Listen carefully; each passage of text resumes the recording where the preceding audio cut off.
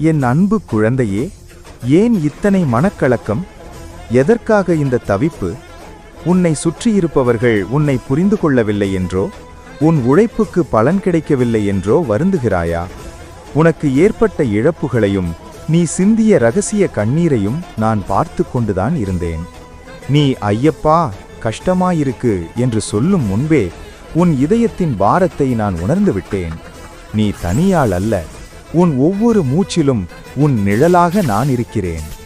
உலகில் எத்தனையோ கோடி மக்கள் இருக்கலாம், ஆனால் இந்த நிமிடம் என் குரல் உன் காதுகளில் ஒலிக்கிறது என்றால் அது தற்செயல் அல்ல.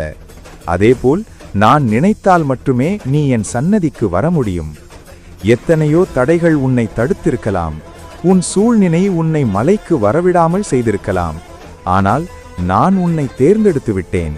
உன் கஷ்டங்களுக்கு முற்றுப்புள்ளி வைக்கவே இந்த ஐயப்பன் உன்னை தன் சன்னதிக்கு அழைக்கிறேன். நீ சாதாரணமானவன் அல்ல, என் கருணை எனும் கயிற்றால் கட்டப்பட்ட என் செல்ல பிள்ளை.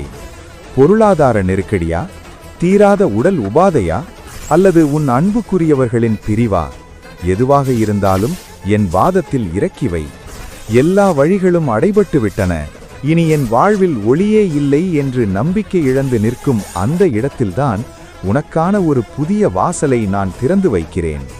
கானகப் பாதையில் நீ நடந்து வரும்போது ஒவ்வொரு கல்லும் முள்ளும் உன் கர்ம வினைகளை அறுக்கும். நீ எடுக்கும் ஒவ்வொரு மூச்சும் ஐயப்பா என்று சொல்லும்போது உன் இதயத்தில் இருக்கும் பயம் விலகி ஓடும். நீ பட்ட அவமானங்களுக்கும் சோதனைகளுக்கும் மருந்தாக நான் இருப்பேன்.